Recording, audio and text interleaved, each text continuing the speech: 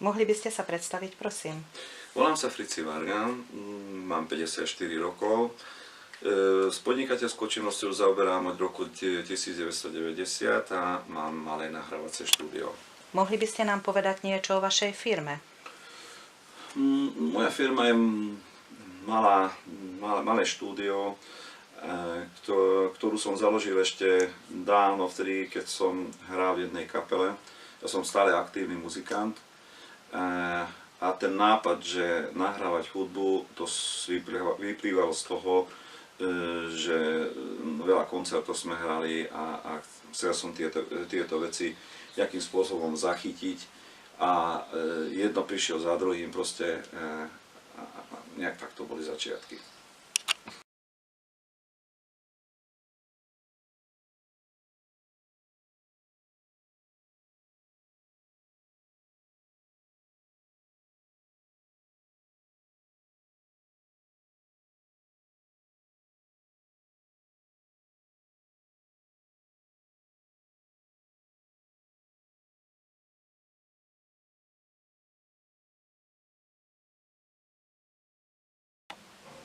Prečo ste sa rozhodli pre podnikateľskú činnosť?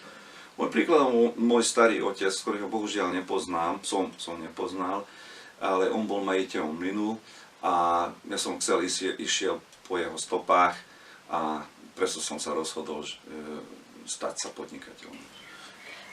Ako ste sa naučili byť podnikateľom?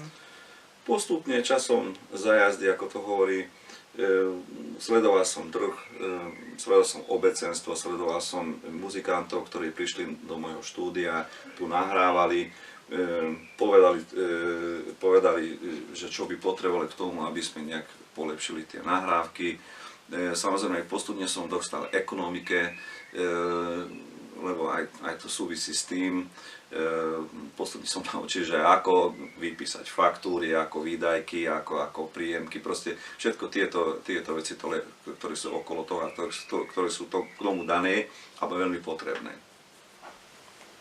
Aké sú výhody a nevýhody vašej práce? Výhoda je to, že čo vymyslím, môžem to zrealizovať a proste sám som svojím pánom.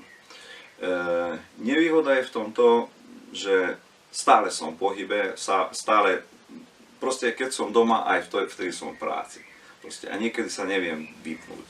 Aké rady by ste dali začínajúcemu podnikateľovi? V dnešnej dobe to není medlý zad, to celé podnikanie, ale mladí majú okrem toho strašne veľa možností, však dnešná doba, internetová doba, strašne veľa vecí, nových vecí priniesla so sebou. Hlavne, aby boli veľmi trpezliví, lebo začiatky každého podnikania to nie sú raketové starty. Proste veci niekedy strašne pomaly idú, niekedy musíme vyčkať, musíme veľmi trpezliví byť iným ľuďom, zákazníkom. Proste trpezlivosti a samozrejme musia vypracovať nejaký podnikateľský plán, musia sledovať trh a urobiť ako výskum trhu, že čo potrebuje trh, lebo všetko a všetky podnikania žijú z trhu. Lebo to je trhové hospodárstvo, konečne už čo tu máme. Vymenujte prosím vašich 5 najobľúbenejších piesní. Keby ste dali túto otázku pred 10 letmi, by som povedal 5 úplne iných piesniach, pred 20 samozrejme taktiež úplne iné. V dnešnej dobe mám rád strašne jazzovú hudbu, swingovú hudbu, čo hrajeme s kapelou, ale v minulosti to neviem zabudnúť, na čo som vyrástol, tak to bola rocková hudba. To bol jedna taká, čo som prvýkrát počul v rádii ešte, Ježišmaria, keď som bol decko, to bol Black Sabbath Paranoid. Druhá taká dobrá skladba bola, ktorá so mnou pohybol, to bol Pink Floyd, The Wall, celá platňa proste. A A ďalšia kapela a strašne veľa skladieb od nich má, skoro každú platňu od nich má, to bol Dire Straits, Sultan of Swings. A teraz mám strašne rád kapelu, americkú kapelu Toto a od nich mám strašne rád jednu skladbu, to je Afrika. Piatá skladba by bola jedna od, to je v dnešnej dobe strašne veľa hrajú oni, traja, absolútne super muzikanti, volá sa to Winery Dogs a majú to veľmi vynikajúcu skladbu o Billion sa to volá.